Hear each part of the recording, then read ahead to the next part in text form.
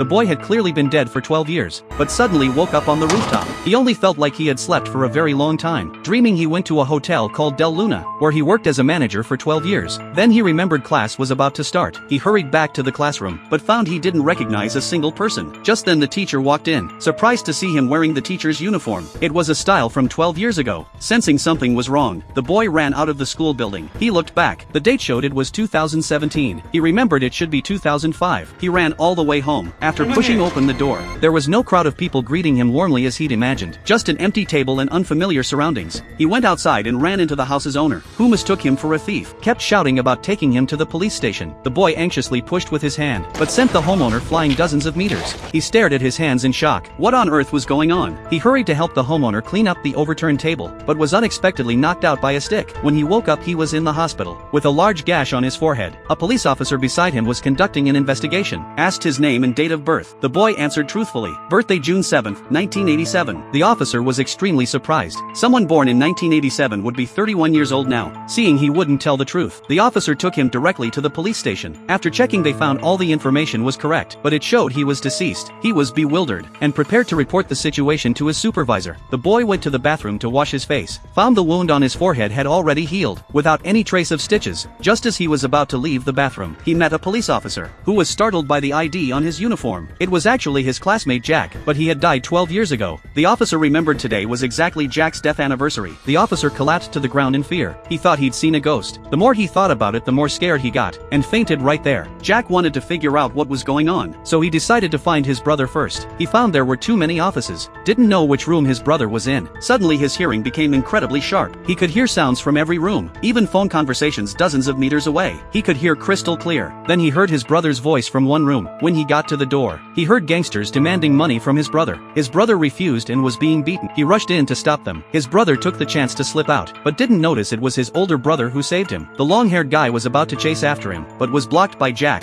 When he tried to get rough, Jack pushed him flying dozens of meters. The boss saw his underling get beaten, picked up a steel pipe planning to teach Jack a lesson, but ended up the same way, pushed flying over 10 meters.